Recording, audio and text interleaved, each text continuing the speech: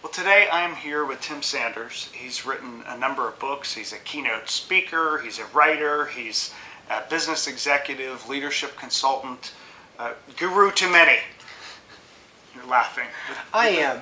That's what you are. But I want to talk about, before we get into the corporate story, your latest book, Today We Are Rich, you talk about it's your personal story that comes out, which you hadn't really shared a lot before. You went through really some tragic circumstances. Your father was actually murdered. Mm-hmm. How did that affect you growing up and still today? My entire life has had some interesting dips in it, like I'm sure a lot of the people that follow you have experienced themselves. My mother abandoned me just about the time I was turning 5 years old in a hotel room in Midland, Texas. She'd met someone who didn't want to have a kid, and she'd run off, and she's trying to find her way. And my grandmother, Billy, had seen this happen to me several times, and she decided to take me in and raise me as her own. And she turned me around as a special education student. I talked about that in the book, and she helped me reestablish myself back into the fabric of society and to be successful in high school. And the week before I was going to move to Los Angeles and be reunited with my father, who was a television producer, he was murdered. And it really did affect me. I probably spent 13 years of my life going sideways. The adversity challenged my faith. It knocked off my focus. And it was always a one step forward, two steps back. And the turnaround came when I called my grandmother one day and said, my family deserves better. They deserve that national champion debater that overcame adversity and became class president. And she said, well, let me ask you a question. What are you not doing today that you were doing back in the day when you were on top? And as I begin to answer that question, what was revealed to me were principles she taught me growing up, principles she learned in the 30s about facing adversity like it was an opportunity. And since that day, I've never been poor. Since that day, I've had strong advice for other people in my life, many of them young men who'd faced adversity, whether it was the dot-com crash or a health crisis or a personal loss, and I'd always ask them the same thing. What are you not doing today that you were doing back in the day? That you were doing? Well, on the personal side, it's so deeply ingrained in us. I mean, that's why all the psychotherapists go back, your childhood and whatever. Mm-hmm.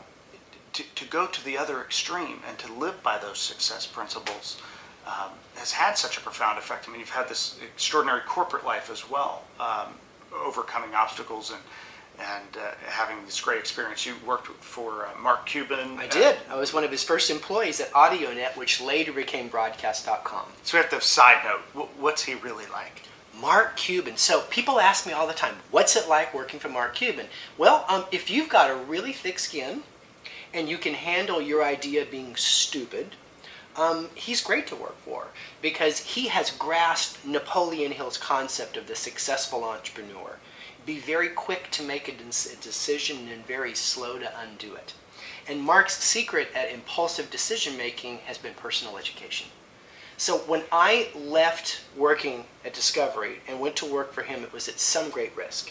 But I did it because I was so amazed at the depth of his reading in the library that he had at work. He'd read 75 books that year. It was only July. Terrific. Because he said if you feed your gut enough, you can trust it when the time is right. And he said, look at the rest of the business world. They do it exactly the opposite. They decide by committee and they stop when they face the first signs of adversity. Which obviously comes into your principles of success all the way from your grandmother and all these books that you read, because you are your own walking library, and throughout your writing and throughout your talks you're referencing the magic of thinking big, or the power of positive thinking, or Think and Grow Rich, or As a Man Thinketh. As a Man Thinketh. What a classic. I tell people all the time to read that. 1921 James Allen. Classic. Psycho-Cybernetics. I have all of these, and I read your book. I'm like, the walking away back machine, dude. And yet those principles are so important. And one of the things that your grandmother was talking about all the time was, what are you feeding your mind, and taking control of your mind. And it was such a principle for you in terms of what you're putting into your mind and how that affects both your personal and your business outcome. And think about the culture that we have today, where a high percentage of us care very much about what we put into our mouth. Don't eat red meat, maybe no sugar, watch out for too much of this, too much of that. but we randomly graze on things we put into our head. We get up every morning and start out by checking our email. We go on Facebook to find out what the random news of the day is, and then we read gossip tabloids. We watch television shows like the Desperate Housewives of Beverly Hills, etc. And we feed our minds so much negativity, it is a wonder we can think positive even during the go-go times. Well, it's true. I mean, you just look at that barrage of negativity or whatever it is, and you get so caught up in it and so worked up in it. We're in a political season, sometimes people get worked up in that or really whatever it is of the day. People also get worked up in criticism. Sometimes people get stuck. They're hearing their own voice because of all this negative voice that they hear from themselves or from others. And how you deal with critics is important. And I was interested in one of your grandmother's exercises on the nut and shell exercise. Tell me a little bit about that. So when I was a kid, again, I was a special ed kid. My nickname was Short Bus. The one time that I wasn't Short Bus was when we go to church camp in summer because nobody knew who I was. So you go to this church camp, Singing Hills, outside of Albuquerque. I signed up, I think I was like in the 3rd grade. I signed up to sing because at church camp, they audition you and then they have kids sing at various ceremonies. So I sang on the last day at the last church service. I remember still, I sang Fill My Cup. I also played piano. I had seen Steve Allen do something on TV and I was so impressed about how he would talk and tinkle and talk. So I decided to do the same thing too. So I did a little homily and it kind of built on the sermon of the morning, and I probably talked about 10 minutes before I sang my song. And I sang my song, and a bunch of the other kids from other schools came up to me and go, "I really liked your song, I liked your song." And then I got on the bus and everybody started picking on me. The kid said I sang too high. One of the kids called me the squealer. Another kid said that my homemade clothes embarrassed them. Can you do that for us right now? I don't think so, dude. I outgrew it. And even our sponsor, Gil Johnson, chewed me out because he said, "You weren't supposed to preach, you were supposed to sing." So when I got home, Billy asked me, "How did it go?" And I said, "I'm never going to sing in public again." And I told her about all the criticism I got. And so she takes out of the pantry some walnuts. And she cracks one open and she hands me the nut and she says, "Here," and I take the nut and I eat it. And then she holds the shells in her hand and says, "What do you do with these? Do you eat these?" And I said, "Absolutely not. You can't eat the shells." She goes, "What do you do with them?" I said, "You throw them away." And as she threw them away, she says, "Criticism is a gift, especially when given to you directly. Every piece of criticism in your life will tell you something you need to know, either about the person that's giving it to you or about you." She said, "Many of those kids were jealous of all the attention that you'd been given." I said, "What about Gil Johnson? He wasn't jealous." She said, "Gil was right. You weren't supposed to preach. You're supposed to sing a song." Ever since that day, I've always thought of criticism as a gift. And as an author, you better have a thick skin. Or as I like to tell other authors, judge not lest you be reviewed by Anonymous on Amazon, right? So I have to bounce back from 1-star reviews that can occasionally trickle in for whatever reason.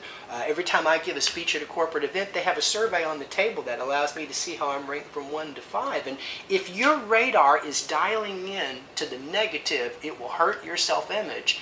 And if your self-image drops, your potential drops as a human being. Absolutely. I always like to say, it's not if it will come, it's who it will come from. That's so right. Because confidence is rocket fuel. It is rocket fuel. I mean, when you have a belief in your potential, the team that you put together, and something bigger than all of us, you can relax for easy power, as Dr. Peel would say.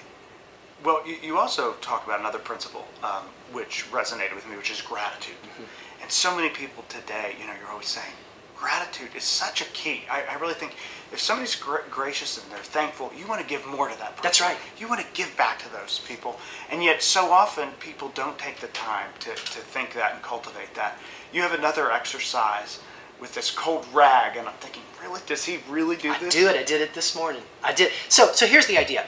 I was raised to believe that gratitude is a muscle, not a feeling. If it was a feeling, you would feel it every day. And that what happens to people is they lose their gratitude. So that's why the new hire becomes cranky at work and they bicker about everything 2 years later. Because the gratitude of being hired dissipates. They don't have the right leadership to keep refreshing that gratitude, and they're not exercising that muscle. So she taught me every morning, you've got to work out that gratitude muscle. And you got to confuse that gratitude muscle. So one of the things I do, and I did this a lot at the darkest days of Yahoo when I was the Chief Solutions Officer there. When I first wake up, I'll go get a cold rag. Sometimes I'll leave it on ice. I didn't do that last night. It's cold water in our hotel. Get a cold rag, and instead of going online and checking my email and do what most people do, I sit down or I'll lay back down in bed and I'll put the cold rag over my face and I'll think of 2 people that helped me yesterday. Team members, third parties, and most importantly, Skip, I dial into their intentions. This is such an important part of gratitude.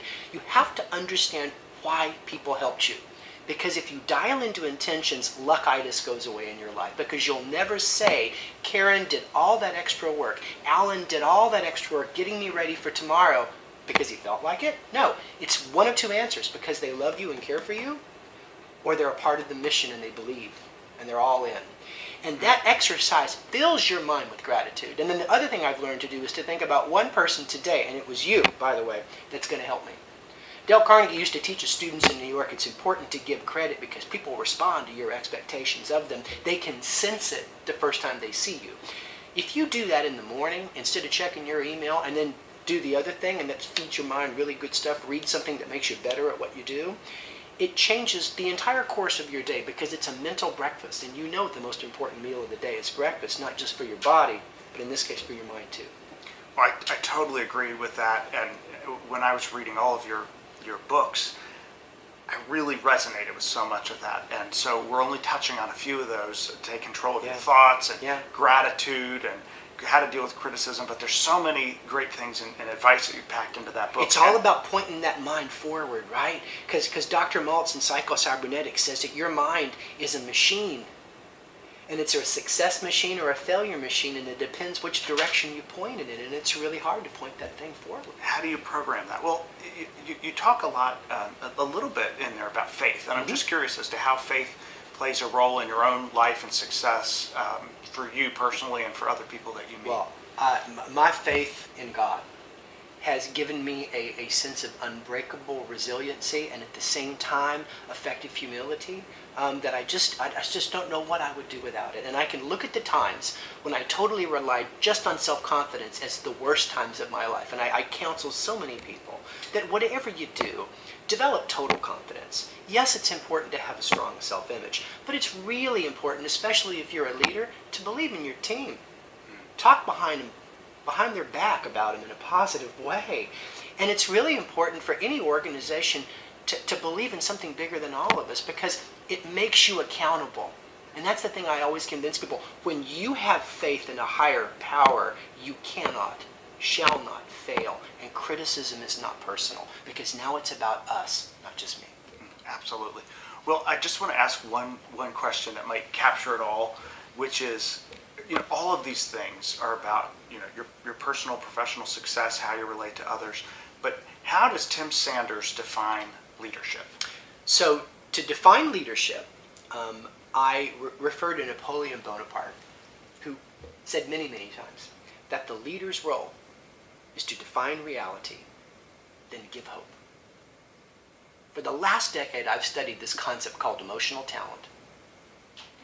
Yes, it's true. Some leaders don't face reality and they lose credibility, but recessions solve that, right? So a recession comes in, we face reality, you can't be paranoid enough, right? And we get completely oversaturated with a focus on reality and our team loses their spirit and the competitors get healthy before we do and they crush us because to them the pullback was an equal opportunity, right? So what I've learned is that the leader has to find this middle point, this balancing point between facing the reality of the P&L and the economy, the market, everything, but at the same time being able to keep giving people a sense of positive momentum and hope and to keep capturing the imagination of their people even during the darkest hours. There is an article that you can read if you just Google New Yorker, in quotation marks, and hanging tough. And it is a study by Bain, leading consulting group, of every recession since 1901, and they learned that right at the end of the recession and towards the beginning of the recovery, a Phoenix company pops out. They take over the world. Kraft launched Miracle Whip in 1932. GM introduced Chevrolet in 1937. Move forward, the iPod was launched in October of 2001 because Steve Jobs finally thought he could take on Sony's Walkman empire because they would be afraid. He cut cable TV off to the gym. I never would have associated that with Miracle Whip, but now I see. It's just this opportunity, right? Rice Krispies was 1935. This is when Kellogg's jumped over Post. I mean, these organizations say, I'm not waiting for the media and the stock market to tell me everything's good. If I can get healthy a year or two before the competitors, I will crush them each and every time. Most of the income I've made in my life has come right at the end of the recession. The hardest time to do business is at the top. Fantastic. Everybody's a genius in a bull market. Fantastic. That's absolutely true. Well, thank you for sharing you. with us your principles of leadership, a few of them anyway, but you've definitely overcome a lot personally and professionally, and it's terrific to see it, and I'm glad to meet you. And get I'm to glad know to you a meet you little bit too. more. Thank you That's so much, awesome. Skip. Thank Thank you. you.